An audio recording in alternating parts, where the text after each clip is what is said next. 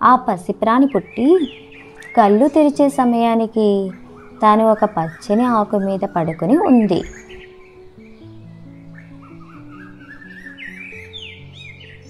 చుట్టూ అందమైన ప్రకృతి, పైన నీలాకాశం, అంతా దానికి కొత్త కొత్తగా వింత వింతగా ఉంది.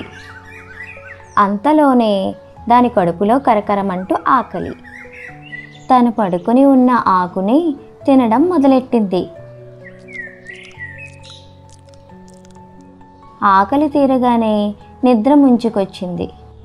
దాంతో హాయిగా నిద్రపోయింది. మర్నాడు మెలకువ వచ్చాక తను ఆకులు తింటుంటే ఒక తూనీగ ఎగురుతూ వచ్చింది. హాయ్ మిత్రమా అని సంతోషంగా పిలిచింది ఉల్లిప్రాణి. తల తిప్పి చూసిన తూనీగ తనని చూసి చూడగానే, దరిద్రపు దాన, పొద్దున్నే నీ మొహం చూడాల్సి వచ్చింది, కర్మ కర్మ అంటూ దూరంగా వెళ్ళిపోయింది. ఇంతకీ పిల్లలు, ఆ ప్రాణి ఎవరనుకుంటున్నారు? అది ఓ బుజ్జి గొంగళ పురుగు. నిజమే, గొంగళి పురుగుని చూస్తే ఎవరికైనా వికారంగా ఉంటుంది కదా. మనమైనా చెదరించుకుంటాం. దాన్ని ఎవరు దగ్గరికి రానిస్తారు? ఎవరు మాట్లాడతారు? తనతో ఎవరు మాట్లాడరని పాపం దానికి ఏడుపు వచ్చింది. తనను ఎవరూ దగ్గరకు రానివ్వడం లేదని బాధ కలిగింది. సీతాకొక చిలుకలు అయితే, నీ మొహం మండ, నీ ఒళ్ళంతా జుట్టు యాక్ అని చెదరించుకున్నాయి. మిడతలు అయితే, ఇంత చండాలంగా ఉన్నావంటూ ఈసడించుకున్నాయి. మనుషులైతే చిచి చచ అనడమే తప్ప ఎవ్వరూ ఆదరించలేదు. కొందరు హింసించబోయారు, కొందరు చంపబోయారు. రామచిలుకలు, గోరింకలు హేళన చేశాయి. పైగా కొన్ని ముక్కుతో పొడవబోయాయి కూడా. ఎలాగైతేనేం అది తప్పించుకొని పారిపోయి చెట్ల ఆకుల్లో దాక్కుని ప్రాణాలు కాపాడుకుంది. కానీ విపరీతంగా మనోవేదనకు గురయ్యింది. తనలో తానే కుమిలిపోయింది. ఆకలవుతున్నా ఎదురుగా ఉన్న ఆకులను తినబుద్ధి కాలేదు. తను ఎవరి కోసం బతకాలి?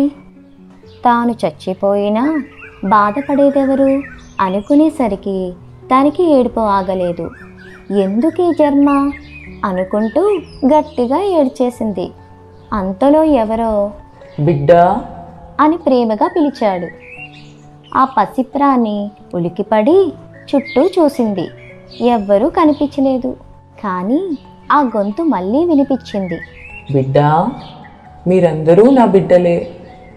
నువ్వు ఎందుకు రోధిస్తున్నావో చెప్పు బిడ్డా అంది. గొంగళి పురుగు తన గూడంతా వెళ్ళబోసుకుంది. అప్పుడు ప్రకృతి, పుట్టిన ప్రతి జీవికి కొన్ని బాధ్యతలు ఉంటాయి. అవి నెరవేర్చడమే మన పని. ఎవరు మెచ్చుకున్నా మెచ్చుకోకపోయినా బాధపడక్కర్లేదు.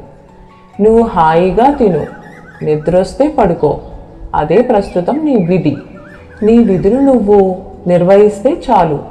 తరువాత అంతా నేను చూసుకుంటాను. ఇకపై బాధపడకు అని ధైర్యం చెప్పింది. సరేనంది గొంగళి పురుగు. ఇక తరువాత అది ఎప్పుడూ బాధపడలేదు. హాయిగా ఆకులు తింటూ, నిద్ర వస్తే నిద్రపోతూ రోజులు గడిపేసింది. ఓ రాత్రి గాఢంగా నిద్రపోయిన గొంగళి పురుగు మర్నాడు లేవలేదు. దాని చుట్టూ ఆకులు చుట్టుకుపోయాయి. వాటి చుట్టూ బూచు పట్టేసింది.